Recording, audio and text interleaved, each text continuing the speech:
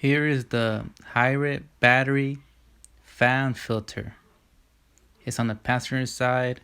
It only has one plastic screw. The screw pops off. You take that one screw off, everything kind of pops out.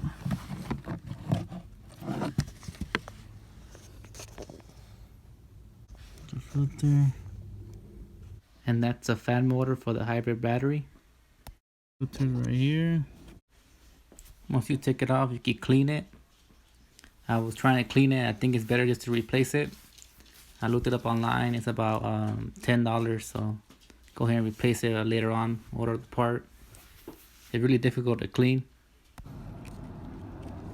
Little two tabs on this side. It also has a tab in the bottom. You slide in this side first.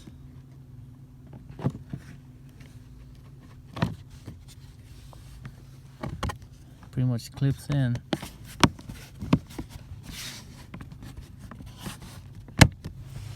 Then you put this one in first.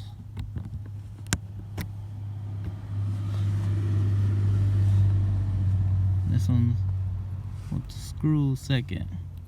And that's how you replace or clean the hybrid battery fan filter for 2018 Toyota Prius.